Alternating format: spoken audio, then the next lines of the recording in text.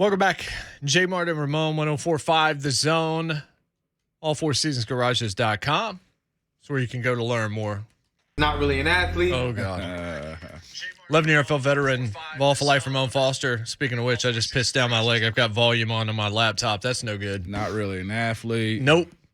At Ramon Foster, at Schaefer on Sports, at JMart Radio, at JMart and Ramon, joined by Brenden Clinton, better known as Coach 30. Mr. Go 30 is where you can find him. What's going on, brother? We appreciate the time this morning.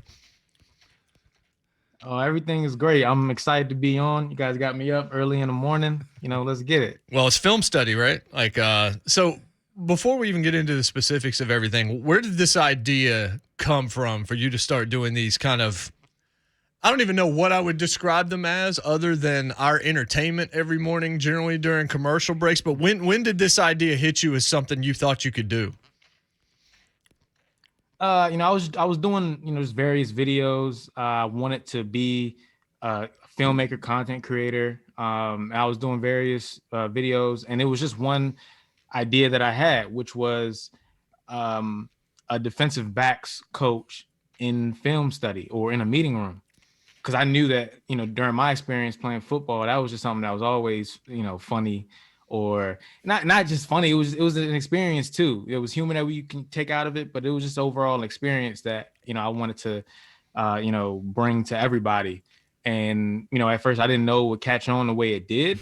I didn't know everybody be able to relate the way they could or they were able to. But yeah, it's been exciting. Where did you play? I played at Salisbury University in Maryland and McDaniel College in Maryland.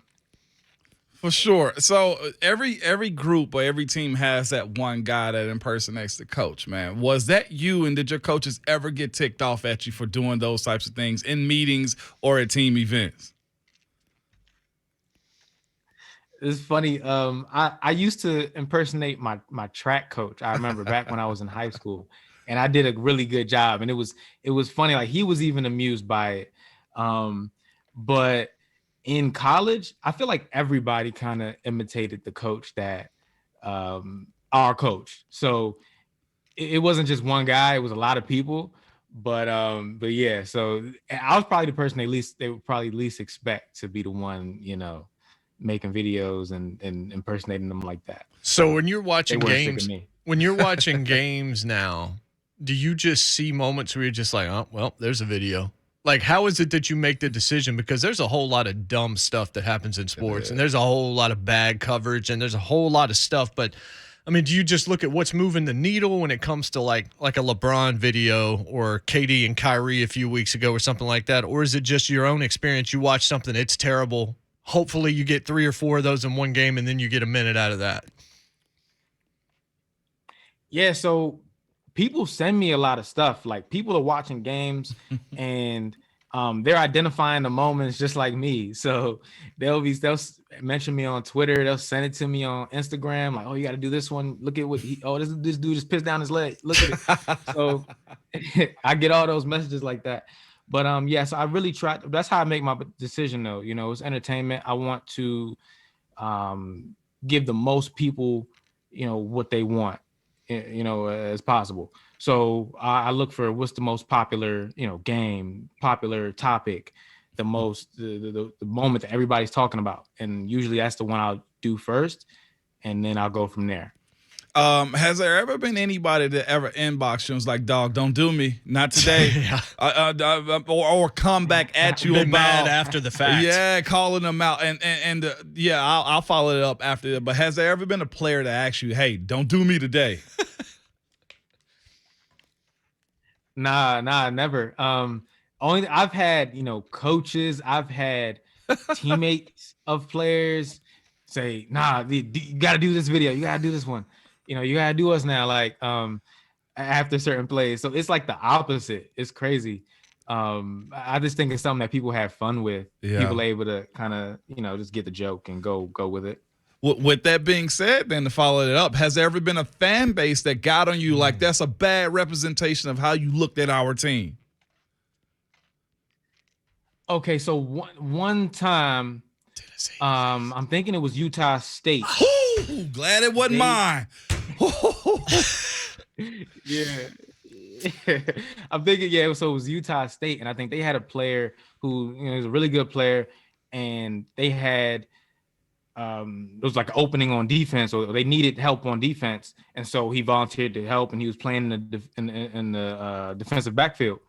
So, he was messing up a lot on film. I caught it, and I did the video, and he was like the main one kind of featured, and all the fan base was just getting on me like, oh, that guy, he's a great player. He really just plays running back. He shouldn't be, even on defense. So that was the time. Where did Charles and Peters come from? Just the names that you use for nondescript players that are going to get replaced on the Air app. Oh yeah. Charles, Peters, Davis. Those are just they're just names that I just came up with them kind of just because my whole thing is like this kind of takes place in an alternate universe is the way I frame it, because that's how it started, more so like that than anything. So I make sure to just change the names, but those are things I just came up with on the spot, like as I'm making the video, and I just made sure to keep it so that the character could continue and could develop. Was there one video that really hit for you that kind of changed you from being something a few people knew about to something a whole lot more people knew about? Was there one video, or has it been a collection of videos? When was it where you realized, wait a second, this is actually taking off? I would say that was really early on when I started to do the coaching skits. So I was doing the coaching skits, and then the one that really I think took off was I did one about a coach at your funeral. So it was a coach, and he's talking, and he's and everything. He's like, yeah, I really sad to see this guy go, but then he's like, but before I just got one last thing I got to say to this guy, and I'm like, what are you doing? I pull up my computer and I'm looking at the film, like, what are you doing right here? We're in cover 2. Why are you? And so it was like, so that was the one where I had different companies that wanted to post it, reaching out to me, hey, can we post this on our Instagram site? I had different creators that were more high profile, that were AJ Green. That's when AJ Green reached out when he saw that. And, we formed a relationship from there. So I would say that was the one. But the coaching skits, when I started to do them, they really just started taking off immediately on TikTok. So. And that's the other part of it too. I think everybody see, especially football players, where it's just it's all serious all the time. But I'm sure it's been so many players that reach out, like quote tweet you, that you probably never thought paid attention to it, man. And it's got to be eye opening to you. But I'm glad that's happening, because again, players have either been through this, seen this, or actually had it said to them also. You get a lot of that in your inbox, man, when it comes down to, like, I've been in that situation. Probably except Davis's mom. Yeah. Yeah, man. It's crazy. I think that's one of my favorite parts about it, man. It's just people that you watched growing up, man. CJ 2K, Terrell Owens. I was just talking to. I was just in the football house with Juju Smith-Schuster. Yeah. I was talking to Joe Mixon. So it's amazing to me just to be able to get on a phone conversation with some of these guys, and and there's many more too, but to have them reach out, or for them to follow me. Like I looked and I saw like Devontae Adams was following me. Yeah. I saw like different like pro wrestlers, Jay Uso, when I was following, I was like, wow, like that's, I think the part that's kind of the most fun. So have you always been big into comedy in terms of like, are you into, Key and Peele, Saturday Night Live, any of that kind of thing? Like this, there's some forethought behind this. Like, yeah, right, you're using your football expertise and your background there to be relatable, and that works. But there has to be, I imagine you have been a fan of like sketch comedy and things like this in the past, impressionism, because it just feels like what you're doing. Like this has never come across as amateur hour. This comes across as like something that you could monetize. Something, if I were, working at a network or something like that, I certainly would want to have a conversation with you. Wow, thank you. I appreciate that. And you're exactly right. I love Key and Peele. That show, I mean, me and my friends, we talk about it all the time. But Jordan Peele, especially, is somebody that really inspired me just from the path that he took, because I want to take a similar path, with comedy and sketch comedy, and then going on to making your own movies. That's something that's a dream of mine. So it's funny that you brought that up. But yes, I've been a fan, and I for some reason I just kind of had a natural, it's just been like an anointing, in this area. And so I just want to take it as far as possible and go from there. How many takes are you doing? Is there a script to it? Are you doing it kind of off the cuff? Are you doing ad-libbing? Or is it a mixture of it? Like how much, take us through the process of putting one of these videos together. Okay. So the process, all right. So I see, whatever happening, or, there's a game on, and I say, okay, well, I'm doing this game, or I'm doing this, or whatever. People are sending me film and footage.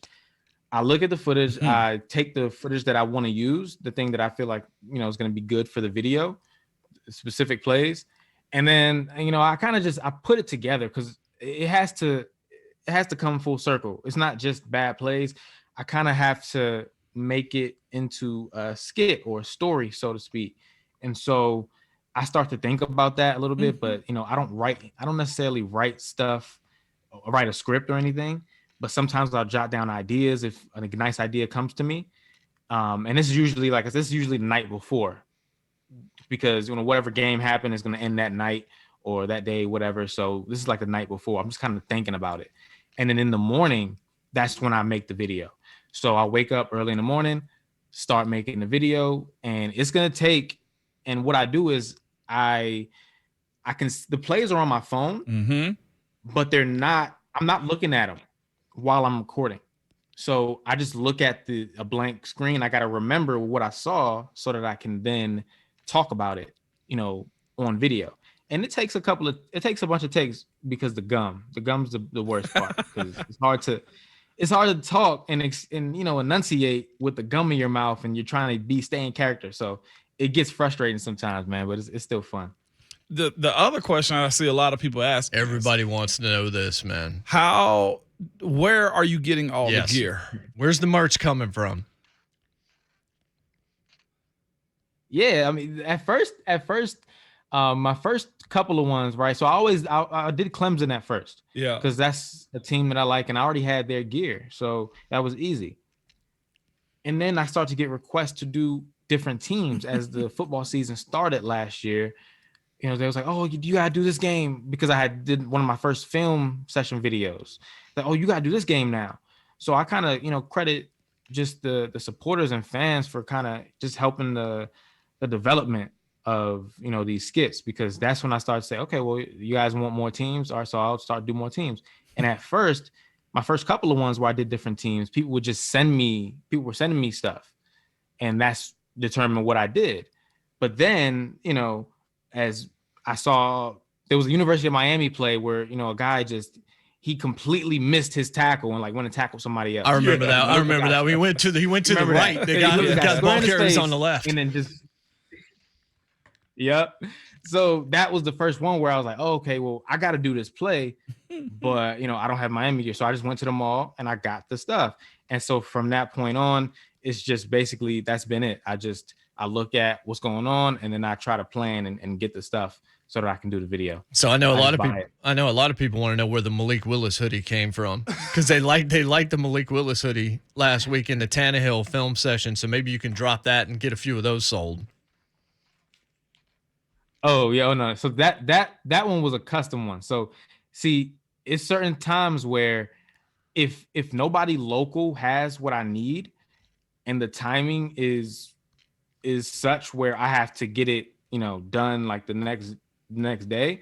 So then I have to get something custom done. Wow. So that, I'll have it. So, those happen, few and far between, but so that's where that hoodie comes from. Maybe, I'll work with somebody and actually get them. So I don't know. Man. Titans might come after me. Hey, Mike, there's a bunch of people that liked it too. I guess it's this too. You said, former college athlete, and I just want to say you're a product of taking the next step, man, as far as you're planning into, whether it was the NFL or whether it was this. It'll be a lot more guys trying to find ways into doing this, what you're doing right now, as far as going viral, as far as being a social media star, and just being a personality now. With that being said, was this the plan initially? How did you fall into this situation? And honestly, what level of consistency for folks that are actually trying to do this, whether they're a former athlete or not? Because in the age of technology now, everybody's looking to be something, and you're that something that a lot of people are looking towards daily as they view your videos. What were the steps to get to this point? So it at first it was identifying, what I wanted to do, because for a long time I wanted to go to the NFL, and as I got closer kind of, to the age, and I was getting ready to leave college, and I played football for, a few years. I'm like, or play college football for a few years. I'm sorry. I'm just like, this probably is, my life isn't going down that direction. So it was kind of like, I was a little lost, but then I just figured out that I really liked to make videos. And this happened like 3 or 4 years after graduating from college. And being in different jobs. But I just, I ventured into this area as far as just making videos and sketches with friends. And I was like, man, I just really like this. My energy is high when I'm doing this. I don't feel tired. I feel excited. So I just wanted to, I felt like that was something that's a sign. That's something I should stick with. So, I just kept going. And that's the thing. So, like you said, people want to get into this.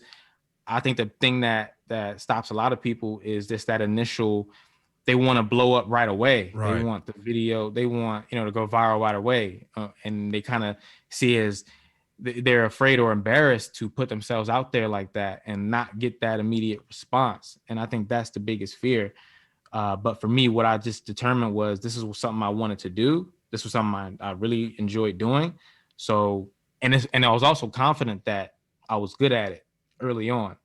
I looked at what was out there, what was being put out, and I was like, hey, I can do this. So with all of that, blended in, that's kind of just how I got started. Like I said, just continue to post, and something caught fire. Yeah, I mean, a lot of people tell that same story, Moan, where it's like, I think that the Young Turks did their thing for 5 years before anybody picked up on it. Yeah. You got to keep doing it when nobody is listening, reading, when you feel like you're just doing it into your own, echo chamber and you're the only one viewing it. Because if you don't keep doing it, you got no shot at actually making it happen at the end. So you've gotten Tannehill, twice this year, Coach? Is that right? You've gotten the Titans quarterback twice this year. I think the fans sort of are okay with it because they're still a little salty at 17. Yeah, man, it's crazy. It's not intentional. It's not. I hate when that happens, man. I never want to feel like I'm picking on anybody, but it's just a part of it.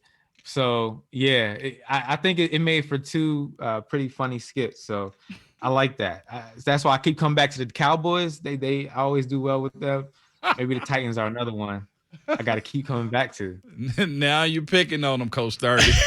Now you're picking on them, man. Damn. But before we have to let you go, man. Oh yeah, I'll do University of Tennessee. No, you already have. You already have. That, you did man. the Music City Bowl. You did my alma mater, Western Kentucky.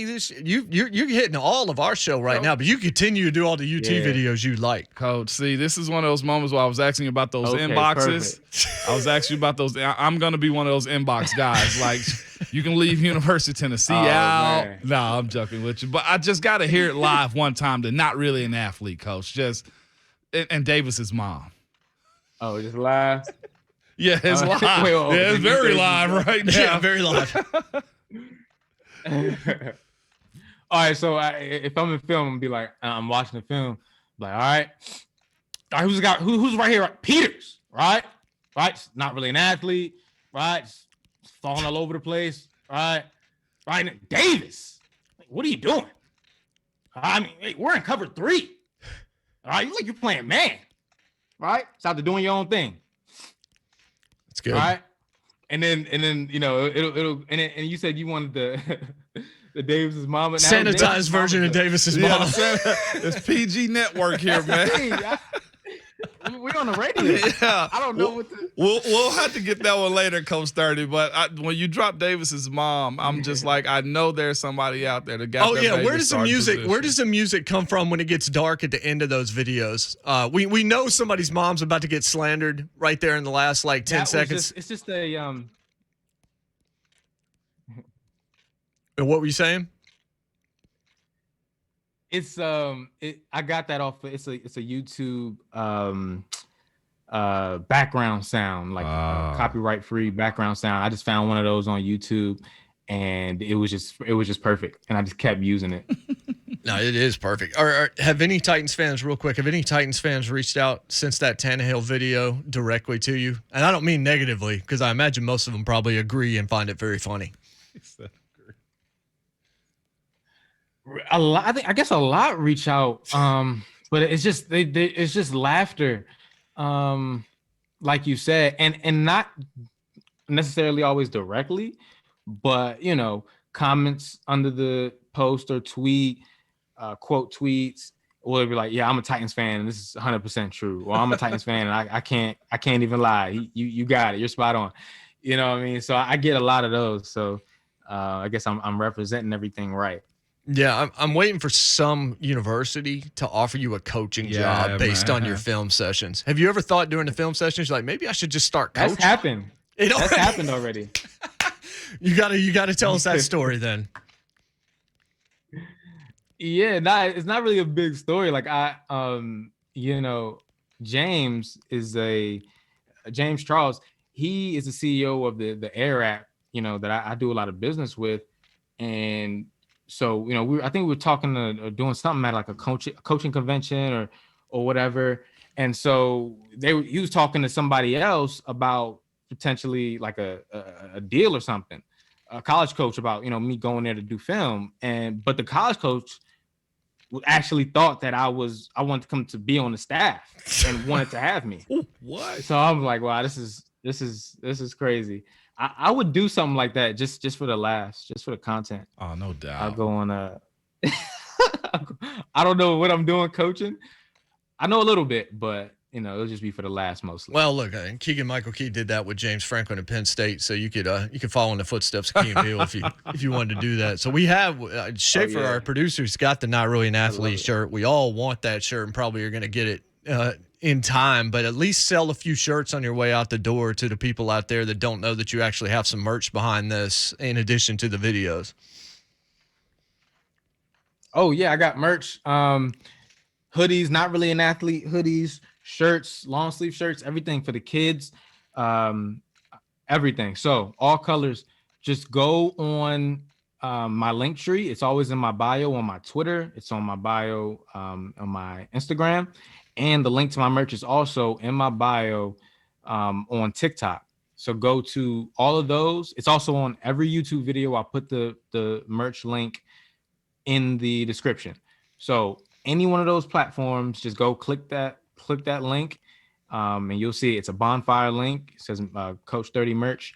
And go get your merch, man. Just let everybody know you're not really an athlete. I don't everybody knows it when they see me. I'm 43 and white. I am absolutely not an athlete. I'm just saying. He said it, not me. No, it's fine. Coach, we get so much joy out of your stuff, man. We love to see what you're doing, and we continue to hope it succeeds. We hope we can catch up with you a little bit down the road as well, but we really appreciate the time, man. You make us laugh, and that's something that is sorely needed in society right now. Man, I thank you so much. Thank you for having me on. Thank you for supporting and watching the videos. I appreciate you guys. No doubt, man. That's Coach 30, man. Can't wait. Brenden Clinton at Mr. Go 30 is where you want to follow him on Twitter. And if you're not, I don't know what you're doing with your life. Yeah, you're missing a good time. We're about to piss down our leg and miss our break. Actually, we missed it like 7 minutes ago. I don't care. It's JMart and Ramon, 104.5 The Zone.